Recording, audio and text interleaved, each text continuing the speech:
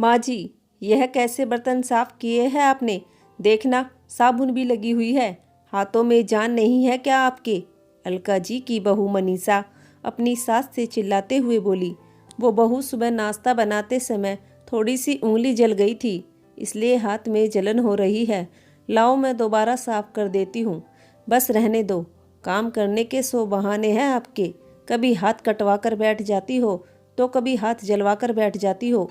नहीं बहू, मैं बहाने नहीं बना रही। अब ज़्यादा सफाई मत दो और जाओ अपने काम पर लग जाओ। आज मेरी मम्मी आने वाली है, उनके खाने पीने में कोई कमी नहीं होनी चाहिए। ठीक है बहू, पर थोड़ी सी दवाई मिल जाती हाथ में लगाने के लिए तो आराम मिल जाता। अलका जी अपनी बहू से डरते डरते बोली। अब आप हाथ में दवाई लगा कर बैठ जाओगी तो काम कैसे करोगी? पर बहू, परवर कुछ नहीं। मनीषा अलका जी की तरफ आंख निकालते हुए बोली। तो अलका जी की आंखों में आंसू आ गए और वह चुपचाप रसोई में चली गई। बेचारी किस्मत की मारी अलका जी भरी जवानी में विधवा हो गई थी। छोटे छोटे 3 बच्चों को छोड़कर उनके पति इस दुनिया से चले गए थे। 2 बेटी और 1 बेटा था उनका। पति के मरने के बाद अपने छोटे छोटे बच्चों को अकेला इस महंगाई के ज़माने में पालना इतना आसान नहीं था। कई साल तक उन्होंने आंगनबाड़ी में काम किया। उन्होंने अपने जीवन में बहुत संघर्ष किया और अपनी दोनों बेटियों की शादी खूब अच्छे घर में की। बेटे की भी शादी उन्होंने बड़े ही धूमधाम से की थी, लेकिन पति के साथ साथ वह भी उन्हें इस दुनिया से छोड़कर चला गया। शादी के कुछ साल बाद ही एक कार एक्सीडेंट में उनके बेटे की मौत हो गई। अलका जी इस सदमे को बर्दाश्त नहीं कर पाई और उन्हें हार्ट अटैक आ गया। आज 55 साल की अलका जी 70 साल की बुढ़िया लगने लगी है। बेटे के गम ने उन्हें जीते जी मार दिया था। जब तक बेटा जिंदा था अपनी माँ को पलकों पर बिठा कर रखता था और बहनों का भी अच्छे से लेना देना करता था। कभी उसने अपनी माँ और बहनों के लिए किसी चीज़ की कोई कमी नहीं रखी। लेकिन आज वही अलका जी बहू के राज में नौकरानी बनकर रहती है और बेटियाँ जिनको मायके आए कई कई साल हो जाते हैं। मनीषा का व्यवहार अपने सास के प्रति बिल्कुल भी अच्छा नहीं था। वह हर एक बात पर उन्हें जलील करती थी। बेटे के मरने के बाद बहू ने अलका जी के ऊपर अत्याचार करने शुरू कर दिए, क्योंकि जब तक बेटा था अपनी माँ को कुछ नहीं कहने देता था। एक दिन मनीषा की मम्मी उससे मिलने आई। अलका जी ने उनको चाय नाश्ता कराया। अलका जी मनीषा से बोली, बहू आज मेरी बड़ी बेटी सुमन आ रही है। क्यों, यहाँ आकर क्या करेगी? मैंने तो उन्हें बुलाया भी नहीं, फिर बिना बुलाए आ रही है। बहू बिना बुलाए नहीं आ रही है, मैंने बुलाया है उसे। बहुत मन कर रहा था मेरा अपनी बेटी से मिलने के लिए। माँ जी, कम से कम मुझसे पूछ तो लेती। बहू, अपनी बेटी को बुलाने के लिए भी क्या तुमसे पूछना पड़ेगा? आखिर उनका भी इस घर पर अधिकार है, कभी भी आ जा सकती है। वैसे भी तुम तो कभी बुलाती नहीं हो। बहुत जुबान चलने लगी है आजकल आपकी। अपने काम पर ध्यान दो। अब खड़ी खड़ी मेरा मुंह क्या देख रही हो? जाओ जाकर खाने की तैयारी करो। अलका जी को गुस्सा तो बहुत आया, लेकिन वह शांत रही और बिना कुछ बोले ही जाकर रसोई में काम करने लगी। दोनों माँ बेटी बैठकर बातें करने लगी। मनीषा बोली, मम्मी मैं तो इस बुढ़िया से परेशान हो गई हूँ।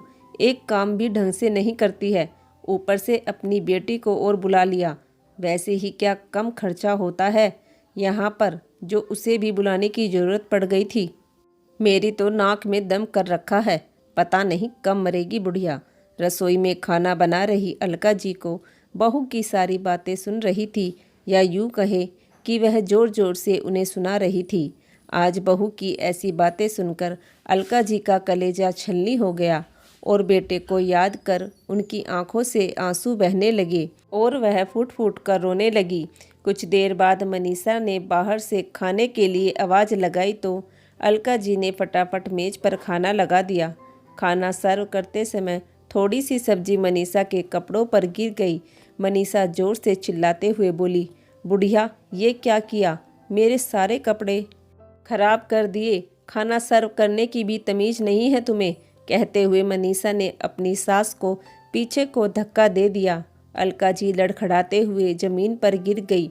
गिरने की वजह से उनके माथे पर थोड़ी सी चोट लग गई और उनके माथे से खून निकलने लगा। तभी अलका जी की बेटी भी आ चुकी थी। अपनी माँ को इस हालत में देखकर सुमन से बर्दाश्त ना हुआ और उसने अपनी भाभी के गाल पर 4-5 थप्पड़ जोरदार रख दिए। थप्पड़ लगते ही मनीषा की आंखें बाहर आ गई। बेटी को पिटता देख मनीषा की मम्मी के होश उड़ गए। मनीषा बोली, तुम्हारी हिम्मत कैसे हुई मुझ पर हाथ उठाने की? खबरदार जो एक शब्द भी मुंह से निकाला तो जुबान खींच लूंगी तुम्हारी। आज जो तुमने मेरी माँ के साथ किया है उसकी सज़ा तो तुम्हें ज़रूर मिलेगी। आज सुमन की आंखों में गुस्सा भरा हुआ था। उससे अपनी माँ का अपमान बर्दाश्त नहीं हो रहा था और सुमन ने पुलिस को फ़ोन मिला दिया। पुलिस का नाम सुनते ही मनीषा की मम्मी वहाँ से खिसक गई। अपनी ननंद का ऐसा भयानक रूप देखकर मनीषा के सामने ज़मीन और आसमान दोनों घूमने लगे। कुछ देर बाद महिला पुलिस वहाँ पहुँच गई। पुलिस को देखकर मनीषा के पसीने छूट गए और वह झट से अलका जी के पैरों में गिर गई और माफ़ी मांगने लगी। माँ जी मुझे बचा लो, मुझे जेल नहीं जाना, मुझे माफ़ कर दो। अब कभी आपके साथ गलत बर्ताव नहीं करूँगी। मनीषा अलका जी के आगे गिड़गिड़ाने लगी। अलका जी बोली, बहू माफ़ तो मैं तुझे कर दूँगी, लेकिन आगे से कुछ भी करने या कहने से पहले 100 बार सोच लेना। आशा करती हूँ कि आज का दिन तू हमेशा याद रखेगी। अलका जी ने अपनी कंप्लेंट वापस ले ली। अलका जी खुद भी नहीं चाहती थी कि उनकी बहू जेल जाए, क्योंकि उसी में ही उनके घर की इज्जत है। सुमन ने अपने भाभी के अंदर जेल जाने का ऐसा डर बैठाया कि फिर कभी उसने आगे से अलका जी को परेशान नहीं किया और ना ही उनके साथ कोई अत्याचार किया। आज अलका जी अपने ही घर में पूरे आत्मसम्मान के साथ रह रही है। दोस्तों, ये कहानी आपको कैसी लगी प्लीज़ कमेंट करके ज़रूर बताना। धन्यवाद।